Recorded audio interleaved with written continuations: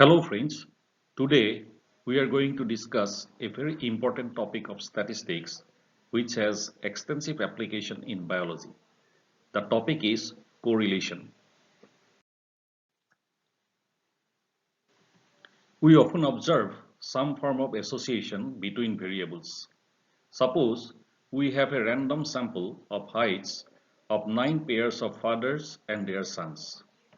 Let the hypothetical data be given below, where the green figures in brackets are the heights of the fathers in centimeter and the blue figures are the heights of the sons in centimeter. Now let's plot the data on two perpendicular axes. The green dots on the x-axis represent the heights of the fathers and the blue dots on y-axis represent the heights of the sons. Now, let's have a look at the data in pairs.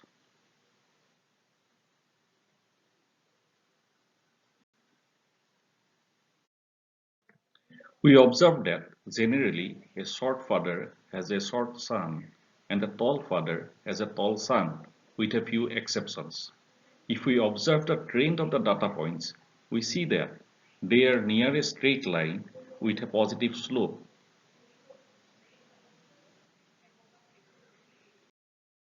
Existence of such trend indicates some kind of association between the variables. Similarly, we find variables where the trend of the data points are close to a straight line with a negative slope, and sometimes the data points are close to a curve.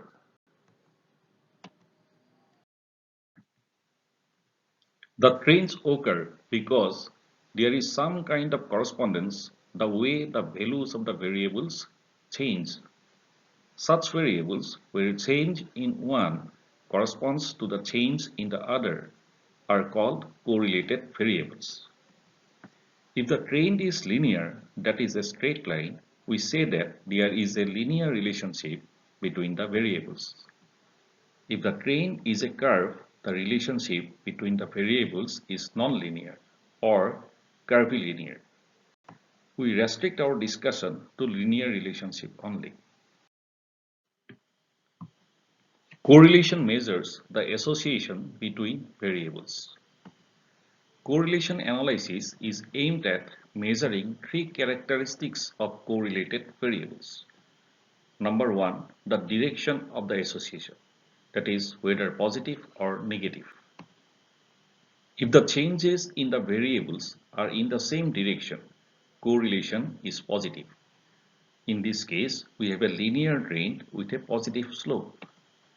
If the changes are in the opposite direction, correlation is negative. In this case, we have a linear trend with a negative slope. Number two, the form of the association, that is whether linear or non-linear. Number three, the degree of the association. It is a quantitative measure of the closeness of the data points to the trend. Now let's have a discussion on tools of correlation analysis. Number one, scatter plot.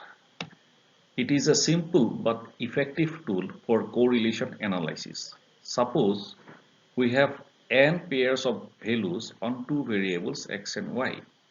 If we plot these values in the xy plane, the diagram of dots so obtained is called scatter plot or scatter diagram. If the diagram of dots shows a linear trend with a positive slope, correlation is linear and positive. Further, if the scatter of the dots are less, correlation is strong.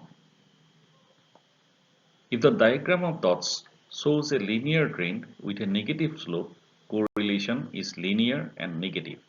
Further, if the scatter of the dots are more, strength of the correlation is weak. If the dots lie perfectly on a straight line with a positive slope, the correlation is perfect positive. It happens when change in one variable is proportional to the change in the other in the same direction. If the dots lie perfectly on a straight line with a negative slope, the correlation is perfect negative. It happens when change in one variable is proportional to the change in the other but in the opposite direction. If the dots are scattered in such a way that no trend appears, then there is zero correlation. In other words, there is no association between the variables. If the dots show a trend of a curve, then the correlation is nonlinear. The variables are related by some complex mathematical function. The second tool of correlation analysis is correlation coefficient. It is a numerical measure of the degree of linear relationship between the variables. It is also known as Pearson's correlation coefficient or product moment correlation coefficient. It is usually denoted by the small letter r or sometimes r within bracket x, y. It is a ratio where in the numerator we have summation x minus x bar into y minus y bar, and in the denominator square root of summation x minus x bar whole square multiplied by square root of summation y minus y bar whole square. There are other expressions of this formula like the one given below, but all these formulas give us the same result. Now let's discuss some properties of correlation coefficient. Correlation coefficient always lies between -1 and +1. -1 means perfect negative linear correlation and +1 means perfect positive linear correlation. Two independent variables are uncorrelated. That is, if x and y are independent, then rxy equal to 0. Correlation coefficient is independent of the change of origin and scale. One may multiply, divide, add, or subtract a value to or from all the values of x or all the values of y. The value of r will be unchanged. Correlation coefficient is symmetric. That is, rxy equal to ryx. Correlation and causation. Correlation coefficient does not indicate a cause and effect relationship. That is, it does not indicate change in which variable influences change in the other. Now let's see how correlation coefficient can be calculated with the help of a very simple example. Suppose we have 5 pairs of data on two variables x and y. We first write the x values in a column and find their total, that is summation x, which is equal to 120.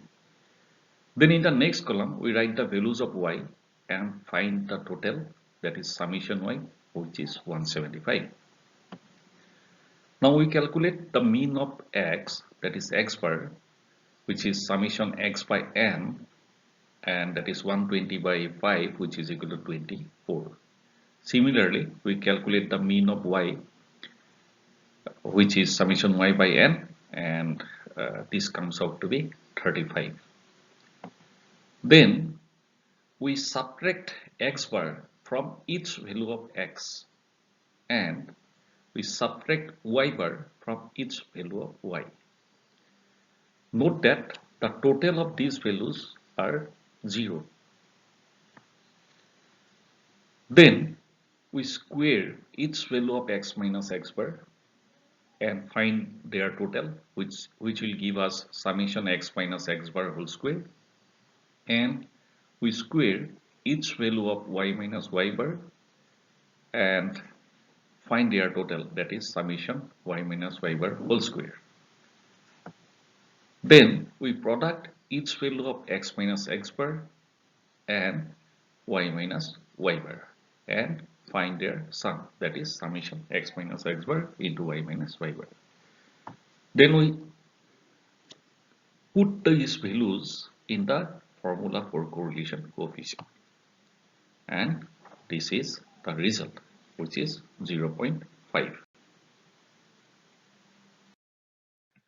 Now let's see how we can calculate correlation coefficient in MS Excel. We can very easily calculate a correlation coefficient in MS Excel with only a few clicks. First, enter the data in rows or in columns of Excel spreadsheet. Then go to the formula bar and click the symbol FX. In the Insert menu function, select Statistical under Select a Category menu. Select CORREL from the Select a Function drop-down menu. Click OK. Function Arguments menu will appear. Under Array 1 of this menu, select the cells of one of the variables. Then click the range icon under Array 2.